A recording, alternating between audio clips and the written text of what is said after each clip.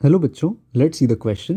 The question says Sonia and Rajat went to Kashmir and took a ride on motorboat on visiting a lake.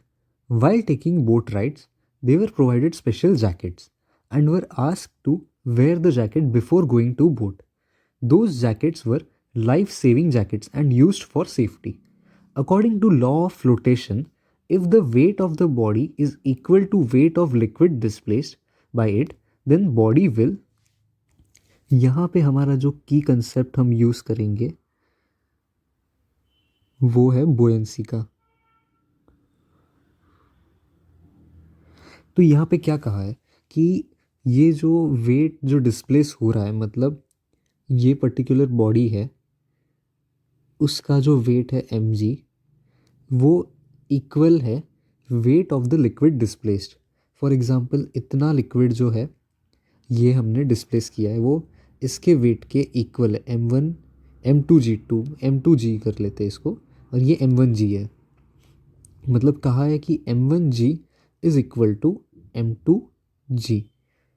तो ये actual में हमने देखे तो Archimedes का प्रिंसिपल है।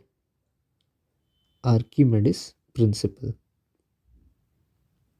आर्किमेडिस प्रिंसिपल क्या कहता है कि अगर जो बॉडी है उसका वेट इक्वल है जितना वाटर डिस्प्लेस हुआ है उसके, तो जो बोयेंट फोर्स उस पर लगेगा एफ बी, वो इक्वल हो जाएगा एम जी के।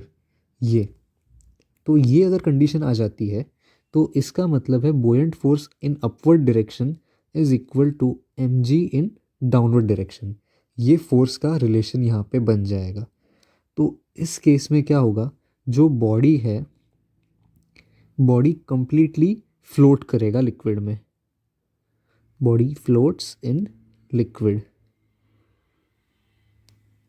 अगर इसको हम थोड़ा विजुअलाइज करें तो ये लिक्विड में है और ये हमारी बॉडी है। बॉडी पे लग रहा है एम जी और लिक्विड उस पर लगा रहा है एफ बी। तो ये एक दूसरे को कैंसिल आउट कर देते हैं। एम जी और एफ बी एक दूसरे को कैंसिल कर देंगे, मतलब फोर्स हो जाएगा वहाँ पे ज़ीरो। तो बॉडी फ्लोट करेगा। So the body floats in liquid. So the answer अगर हम देखें कि ए है float in a liquid.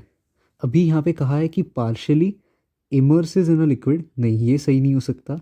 Sinks in a liquid नहीं, क्योंकि बॉडी तो हमारा फ्लोट कर रहा है। और बोथ ए एंड सी, तो बॉडी कभी भी फ्लोट और सिंक एक ही टाइम पे नहीं कर सकता, मतलब ऑप्शन डी भी गलत है।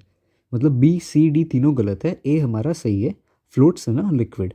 Hope you understood it well. Best of luck. Thank you.